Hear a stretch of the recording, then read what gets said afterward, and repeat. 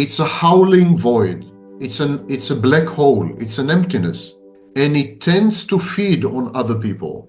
Because the only way for the narcissist to experience his or her own existence, to regulate his or her sense of self-worth, to somehow convince himself or herself that the fantasy is a reality. The fantasy is the main defense mechanism in narcissism. Reality is too much. Reality is intolerable, unbearable. There's a word that we hear a lot these days, narcissism, but it's not always being used correctly.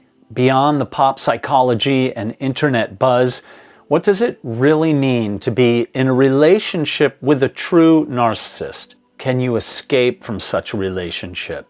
Who is the narcissist? And how does a narcissist come to be in the first place? In this interview, I have with us Professor Sam Vaknin, an internationally recognized expert on narcissistic personality disorder and the man who coined the very term narcissistic abuse, and author of Malignant Self-Love, Narcissism Revisited.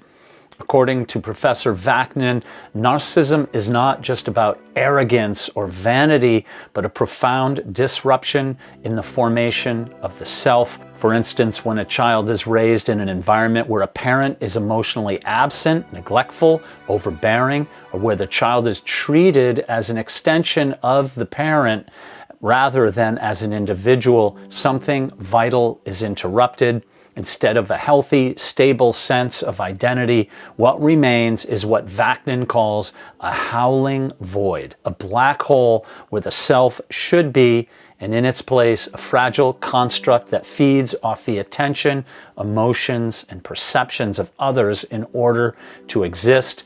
These people, men and women equally, require excessive admiration, adulation, attention, affirmation, and are interpersonally exploitative, devoid of empathy, and constantly envious of others. What a dream, right? Well, millions of people become entangled and entwined, married to, in parental relationships with, raising children, or become the children of narcissists. And so in our conversation with Sam Vaknin, we explore how narcissists create a kind of alternate reality to survive, one in which they are idealized, become special, or persecuted, and they don't live this fantasy alone. They pull others into it, and what begins as a relationship can become something like a cult of two, based not on truth, but on survival.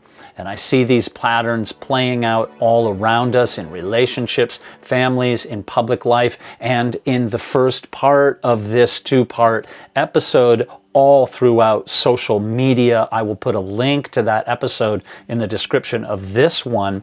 I invite you to listen closely. Here is my interview with Professor Sam Vaknin from his office in Skopje, Macedonia. Well, thank you so much for being a part of my efforts to reach people out in this great big world with all the things that are going on. I thought that maybe it would be a wonderful way to start it by starting on a kind of a macro level. And I'll preface that by saying, while I do most of my content creation around Mount Everest and music and things like that, I've had a guest on a number of occasions, the late Nathan Schwartz-Salant, a Jungian analyst, a brilliant man. And we talked about presidents and things like that. And he enlightened me to so many things. And the more I have heard about it and the more I see it in the news and talked about, I've become more fascinated with it and seen it in reality, actually touching my life as well.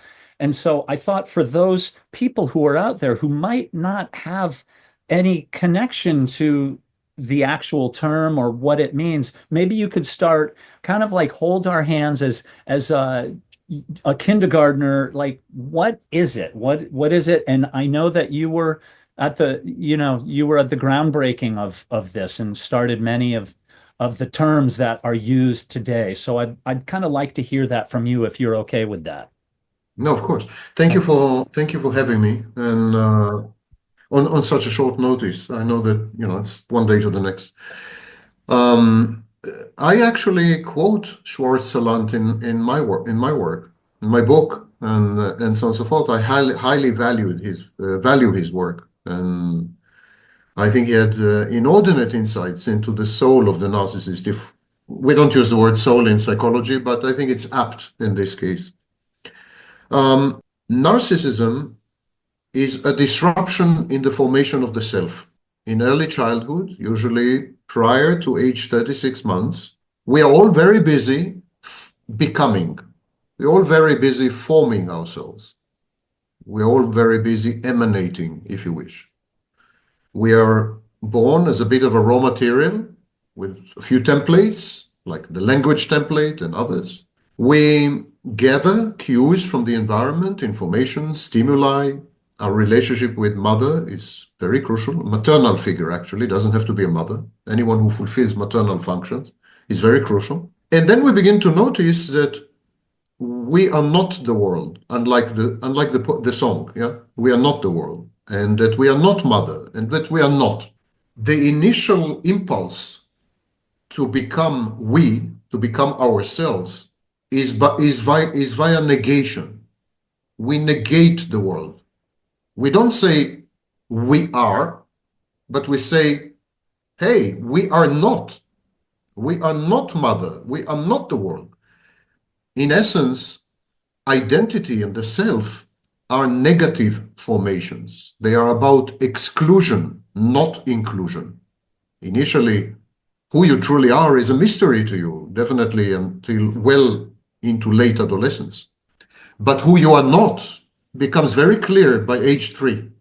Now, if someone interrupts this process in a variety of ways, if your mother is emotionally absent, depressive, narcissistic, egotistic, and selfish, psychopathic, neglectful, overprotective, you name it. If the parents get parenting wrong, then there is a perturbation, there is a disruption in the formation of the self, and what we get is an individual who is, ironically, selfless. It's someone without a self. Now, that has massive implications, massive lifelong implications, because if you don't have a self, if you don't possess a self, a functional one, then you're unable to tell other people apart. You don't have clear boundaries. This is where I stop and you begin. This is where you stop and you cease to be and I begin. These are boundaries. If you don't have a self, you don't have boundaries. If you don't have boundaries, you're unable to tell that other people are separate and external to you. You begin to perceive other people as internal objects, as manifestations, if you wish, as figments of your mind and your imagination. And then if you're unable to perceive other people as not you, then of course, this would incapacitate you as far as empathy. You won't be able to develop empathy, because empathy requires the recognition of the other as an other, as not you. So it's a cascade.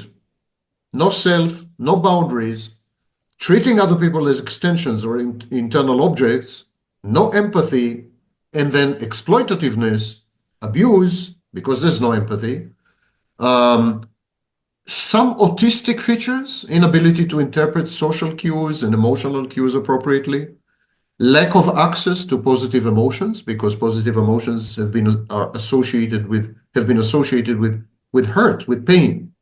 The first love object, the mother in this case, has been frustrating and neglectful or overpowering and domineering or whatever. So it's associated with pain or unpleasant emotional effects, emotional outcomes, and so on. So here, by the end, you see the narcissist emerging fully, like Botticelli's Venus, emerging fully, because from the single assumption, from the single psychological or psychodynamic fact that there is a missing self. Instead of the self, what we do have is what we call the empty schizoid core. It's a howling void. it's a black hole, it's an emptiness, and it tends to feed on other people. Because the only way for the narcissist to experience his or her own existence, to regulate his or her sense of self-worth, to somehow convince himself or herself that the fantasy is a reality. The fantasy is the main defense mechanism in narcissism, because reality is too much. Reality is intolerable, unbearable. So, but then you have to convince yourself that your fantasy is not a fantasy, it's a reality. Your fantasy about yourself, that's the grandiosity. So you have to convince yourself that you are justly grandiose, that your grandiosity is justified. And you have to convince yourself that the alternative reality that you had constructed in order to avoid the real McCoy, that alternative reality is actually true. So then you start to coerce people around you to recruit them into the shared fantasy and then to impose on them your will and wish. You want them to lie to you. You want them to deceive you and tell you that your false self, this seat or repository of grandiose, fantastic, inflated self-concept, this false self, you want them to tell you is not false, is true, and you want them to tell you that your fantasy has all the hallmarks of reality and therefore is indistinguishable from reality and therefore is reality. And then they should deny themselves, they should suspend their judgment, they should lie to you, and they should lie to themselves. They should cease to become who they are. You take away their identity. They become indeed zombified extensions of you, of the narcissist. It's a sequence, and it's an inevitable, ineluctable sequence, and it is an inexorable sequence. You can't divorce one of the elements. You can't isolate one of the elements. You can't treat any single element because they are all intricately and intimately interconnected. They all lead to each other. And this evolution is inevitable and inexorable, as I said, unstoppable. It's an unstoppable machine in which the narcissist is the main victim. The narcissist is caught in this unfolding plot. The narcissist feels derealized, unreal. The narcissist feels that he's in some kind of movie, some kind of theater production. It's some kind of Truman Show. But he can do nothing for himself or for others. And he has to make use of others. He is forced to abuse others. Because the fantasy is the primal force in narcissism. And it is the fantasy that molds the narcissist and forces the narcissist or drives the narcissist to co-opt and to recruit and to take over. It's a hostile takeover of other people. And so it is like ripples in a pond. There is the initial stone, the disruption of the self, and then you have concentric waves which consume larger and larger, greater and greater number of people. It could be a nation state in some cases. It could be a whole continent in some cases, Adolf Hitler. So these ripples, they go outward and they consume anyone in their path. And I'm using the word consume judiciously because it's the equivalent of digestion. Nothing much is left. You're hollowed out as a victim of a narcissist. You're hollowed out. You disappear, only to reappear as an internal object, a mental representation, an avatar in the narcissist's mind, subject to manipulation. And so this is in a nutshell what narcissism is all about. And that's why there's a huge difference between being a narcissist and being an a-hole. There's a huge difference between having narcissistic personality disorder and having what Lynn Sperry called a narcissistic style. Many people have a narcissistic style. Many people are haughty, arrogant, obnoxious, disempathic to some extent, insensitive, trample over other people, driven, competitive, ambitious. I mean, many people are like that. But they are not narcissists. They are not, their apparatus, their machinery is intact. They have a self. They can tell the difference between fantasy and reality. They are empathic to some extent and so on. And so they have a narcissistic style, but they are not narcissists. You mentioned that that's absolutely mind-boggling what you're saying, and I've listened and watched a lot of your talks, and the one thing that shocked me, but then after thinking about it, didn't surprise me at all, said if a narcissist is in prison, everything disappears. They immediately conform because if they continued behaving that way, they'd probably be dead in 2 weeks.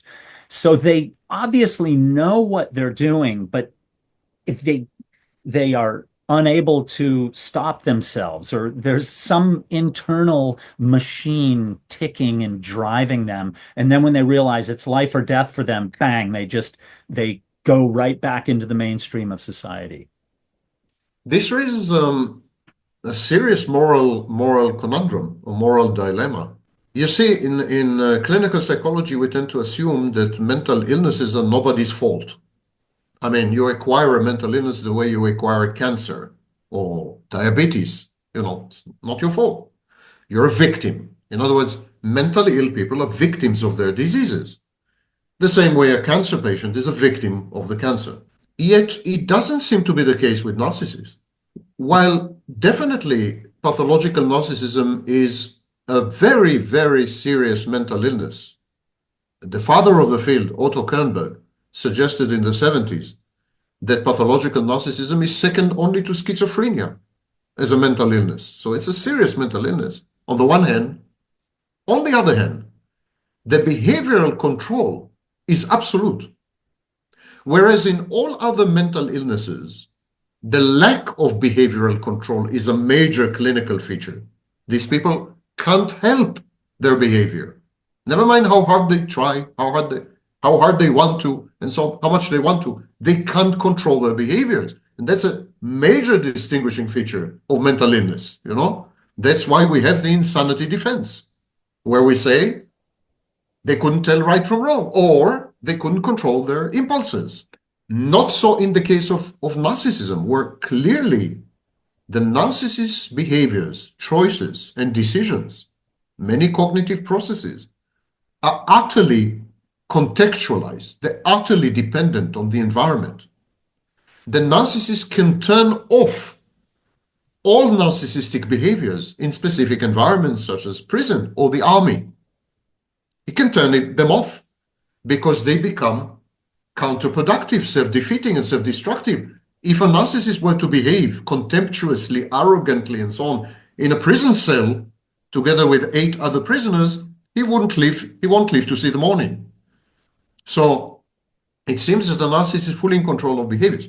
So what I'm suggesting is that in the case of pathological narcissism, and I think only in the case of pathological narcissism and psychopathy, these are the only 2 cases, the behaviors are a choice. The behaviors absolutely can be turned on and off, can be controlled, and so on and so forth. Not so the motivations, not so the psychology behind the behavior. So whereas the narcissist can make a decision with regards to what to do, the narcissist has no idea why he is doing what he's doing. So the lack of control in the case of pathological narcissism is not external, is not behavioral. It's internal and mainly emotional, mainly. And in this respect, Otto Kernberg was right again when he suggested that narcissism is just another form of borderline. In borderline personality disorder, we have what we call emotional dysregulation. It's when the borderline cannot control her emotions. Her emotions overwhelm her, drown her. Her emotions are in control. So we call it emotional dysregulation. It's a major clinical feature of borderline personality disorder. And I'm suggesting it's the same in narcissism. In pathological narcissism, the narcissist is a hostage of his own or her own repressed emotions or explicit emotions, negative emotions, such as rage or envy or whatever. However, the expression of these emotions via behavior, the behavioral translation of these emotions, is under the control of the narcissist. The narcissist can hate you and decide to not attack you because you're bigger and stronger, and you're going to send him to a hospital. But if you're weaker and smaller, he will attack you. So clearly, the narcissist is utterly in control of his behaviors, which is not the case in borderline. Borderlines are not in control of their behaviors. They act out.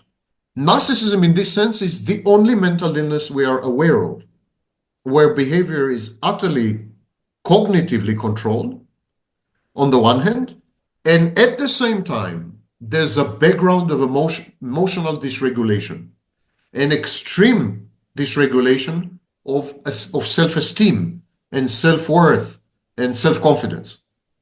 So it's a dysregulated internal world which somehow mysteriously gives rise to a highly regulated external behavior. And we have no precedent of this anywhere in psychiatry or clinical psychology. It's very reminiscent of quantum mechanics, where you have a trillion zillion particles behaving totally chaotically. There's a total chaos there, and they give rise to this laptop and to you and me. This chaos gives rise to order. We are structures, we are ordered. There's order in you and me. And yet, if we go down deeper and deeper, another layer, we end up with elementary particles which are utterly chaotic, which go every which way. I mean, there's no rhyme or reason or logic or anything. It's a mess. And this mess gives rise to you and me, and we're highly organized. It's the same in narcissism. Internally, there's quantum mechanics. Internally, there's all these particles clashing, exploding, bloody mess. I mean, total dysregulation, enormous mess.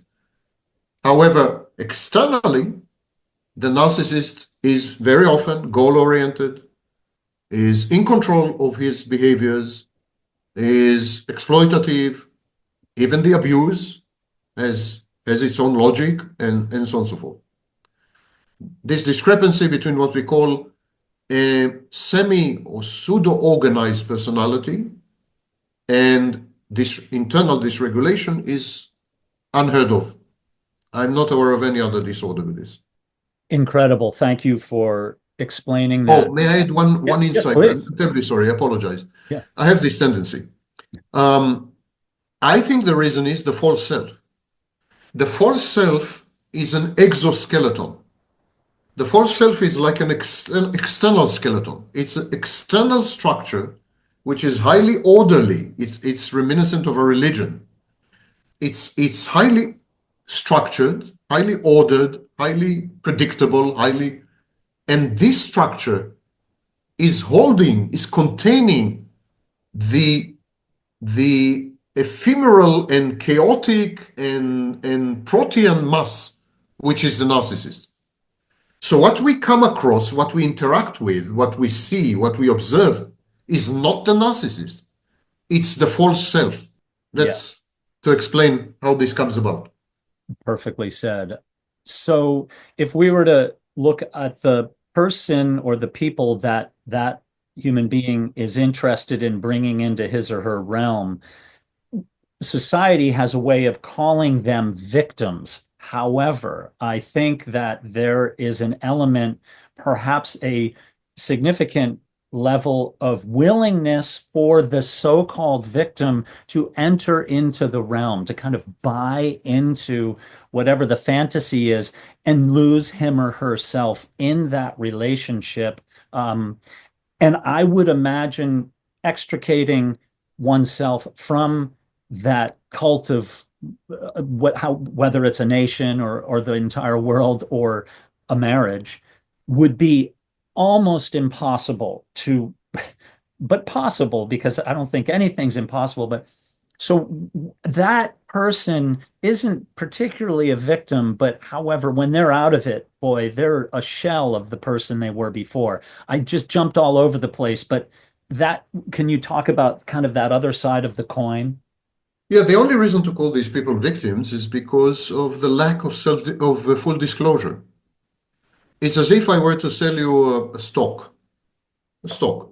And I'll tell you, listen, this is a great company. It's going to have a fantastic future and so on and so forth. Only I neglected to provide you with the financial statements. So, okay, you opted into the fantasy.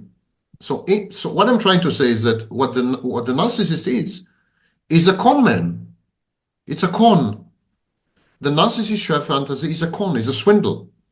You're provided with just enough information to lure you in, to bait you. But then when you're in it, you begin to realize that, you're way in over your head and out of your depth, and you're going to suffer greatly because of a lack of self-disclosure, imperfect information. Now, the way the narcissist baits you and lures you in is by pushing reflexive and instinctual buttons in you that are usually invisible to most people, but become visible to the narcissist because he uses something which I was the first to describe, called empathy. Called empathy is a combination of cognitive empathy and reflexive empathy, but not emotional empathy, not affective empathy. So what the narcissist does, he scans you on the first meeting. He scans you, and he's able to decode you and decipher you. He knows you better than you've ever known yourself within minutes, literally within minutes. It's a predator with an X-ray machine. Wow. And then having homed in, having zeroed in on your weaknesses and hopes and dreams and frailties and chinks in your armor and fears, and having zeroed in on all these, he is able to penetrate your defenses, invade your mind, and train you. And train you means synchronize your mind with your brain, actually, with his brain. That's a fact. That's not a conspiracy theory. And then he is able to take over you. It's a hostile takeover. But all this is done with insincerity, with a lack of disclosure, with partial information. So you're presented with with the alleged positive aspects of the fantasy, but not with its costs, not with what are the minimum requirements from you to suspend your very existence, and so on and so forth. So in this sense, it's a con. And I'll give you one example, one instrument the narcissist uses to bait you, to lure you in, especially in intimate and romantic relationships. But before I proceed, it's important to realize that the narcissist uses the stratagem or the artifice of fantasy, shared fantasy, in all interpersonal relationships. So it is not confined to intimate romantic relationships. It's in the workplace, it's with neighbors, it's in a political party, it's when becoming president. It's always the shared fantasy. Narcissists are unable to relate to other people and interact with them except through fantasy, because the narcissist does not exist. A narcissist is an absence masquerading as a presence. It's a piece of fiction. The false self is a concoction. It's a movie. It's a projection. It's not real. It's a phantasm. It's a fata morgana. It's a mirage, So it can't rely on the truth. It cannot be founded on reality. It has to drag you away from both. It has to be false because the self is false. And the stories the false self spins are also false by definition.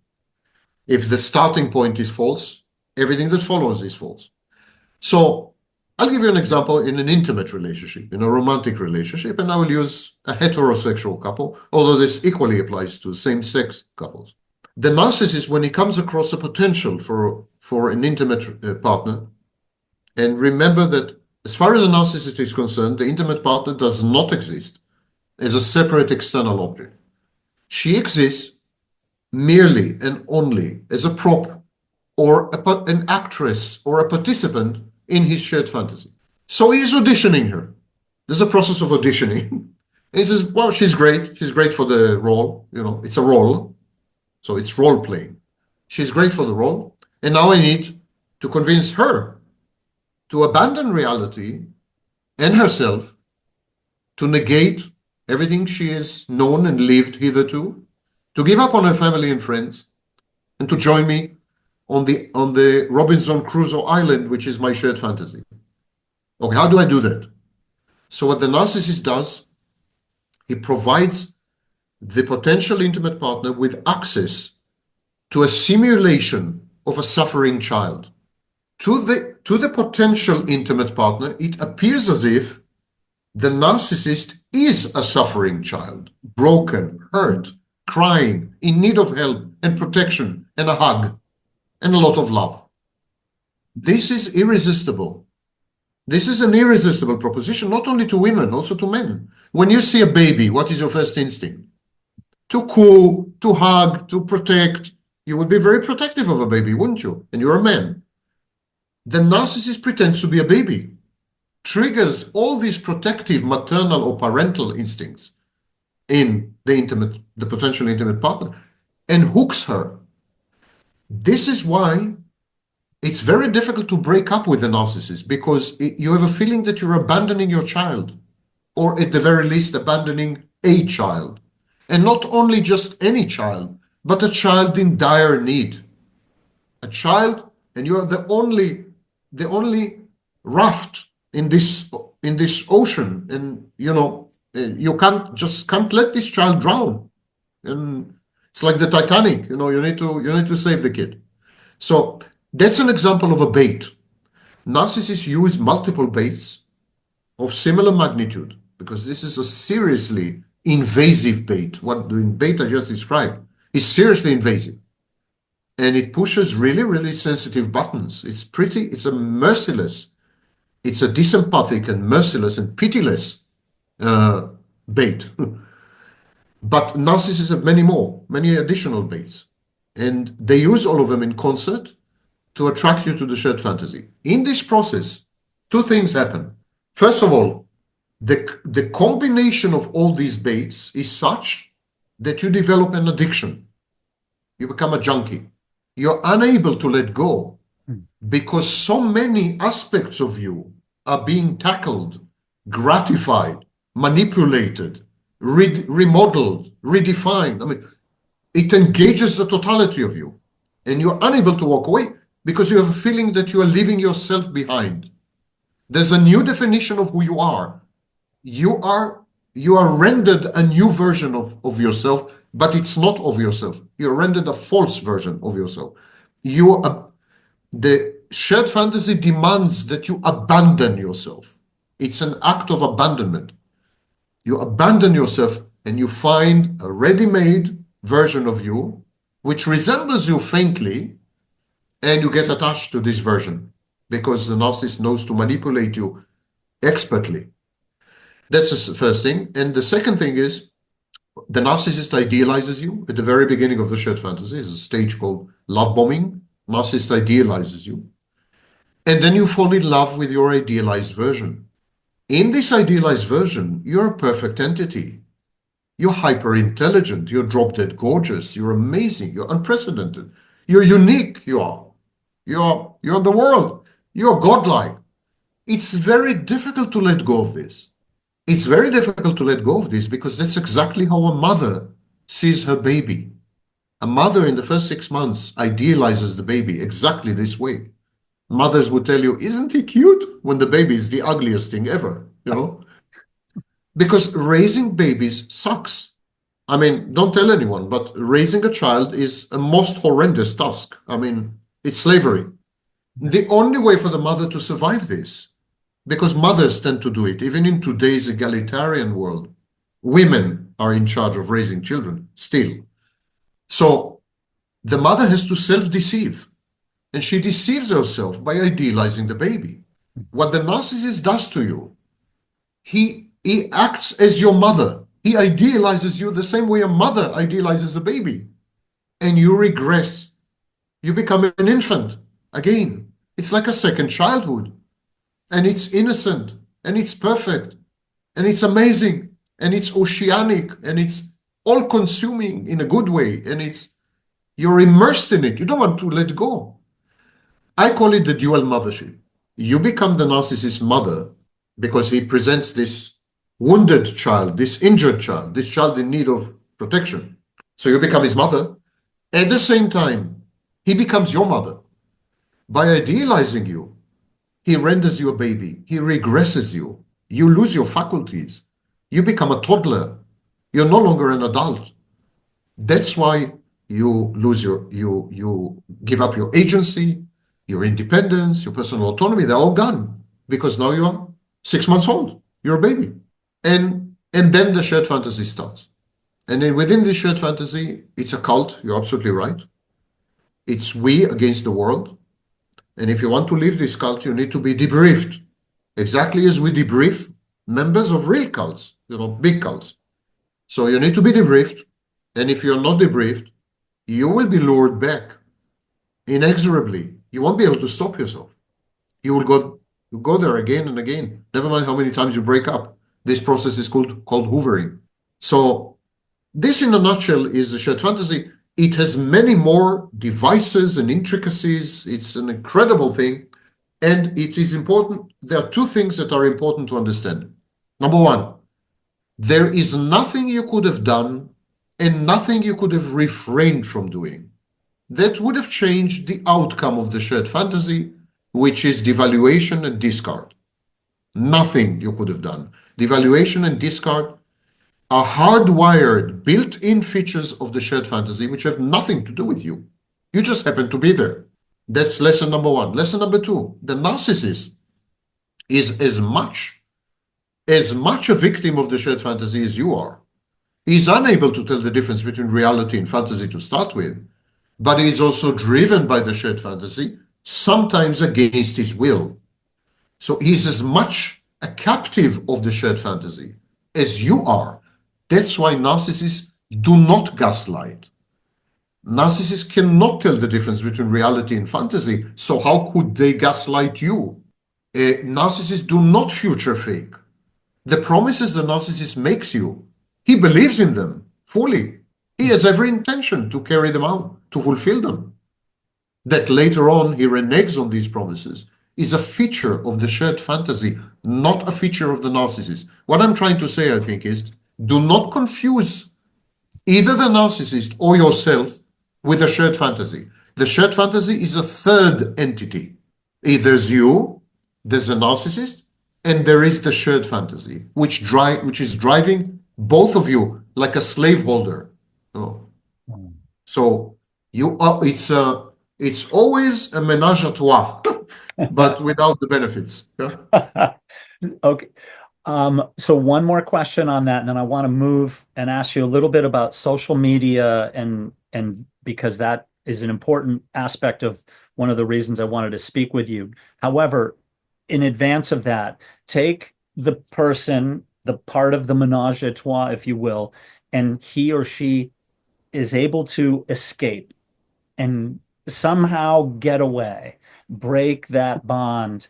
I would imagine that the process of rebuilding is not impossible, but it must leave that person with a sense of shame or a lost sense of self, grief. Sure. That's got to be hard, and that's probably why people stay in really horrible marriages or relationships and just die old people unfulfilled. It must be almost impossible to get out. And can you rebuild? Can you get back to 100, whatever 100% was before you met that person? First of all, as a general principle, if you make a choice or a decision, it's because you consider the alternatives to be much worse. Otherwise, you would not have made this choice or decision. If you choose to stay in the shared fantasy, it's because you believe that the alternatives are inferior to that. So when you exit the shared fantasy, there is multiple grief. You grieve the child whose mother you have been. You grieve the mother that you have just lost. You grieve the loss of your own identity, who you used to be. You grieve the fantasy that now is replaced by intolerable, unbearable reality. You grieve, of course, the loss of the narcissist as a potential partner, as someone you loved, someone you were attached to or bonded with. And you grieve what could have been and would never be. You grieve the lost potential. and so on and so forth, and I can continue. There is multiple grief, which does not exist in normal, healthy relationships. If you're in a healthy relationship and you break up, that's one of the most heartbreaking, traumatic experiences imaginable. Agreed. But it doesn't have this multiplicity of grief. You don't grieve your healthy partner as if he were your child. That doesn't happen in healthy relationships. So, and if you do, you've had a narcissistic shared fantasy. So there's a grief. You have to overcome this first. Then, having overcome the grief, you suddenly realize that you have been regressed. You've been thrown back in life to age 2 or 3. You're an infant. You're a toddler. You've lost most of your adult capacities, including the capacity to cope. And so you need to go through the stages once more. You need to grow up once more. You need to start from zero once more. You need to raise yourself. You need to be you need to mother yourself, to be your own mother and raise yourself from scratch, basically, and become an adult again. Next thing you discover, having surmounted this phase, next thing you discover is that the narcissist is in your head.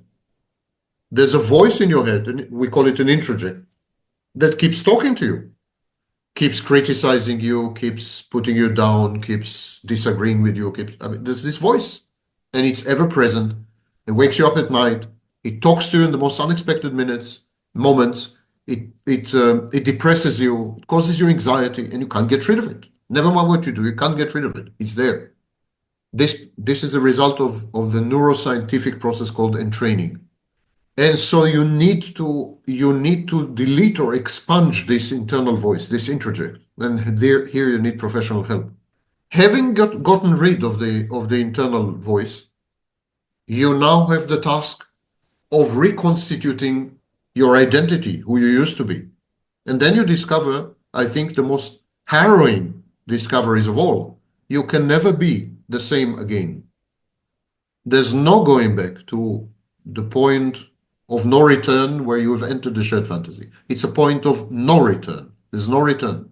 The only thing you can do is construct a new identity for yourself, acquire a new sense of self and who you are and what makes you, your beliefs, your values, your this or that. But it's going to be seriously contaminated and tainted by the experience you've had. For example, if you used to be a trusting person, it's very likely gone for good. You will never be a trusting person again. You may even, in all likelihood, develop what we call paranoid ideation. You be a bit suspicious, a bit, paranoid. Not a bad thing in today's world, but not who you used to be, usually.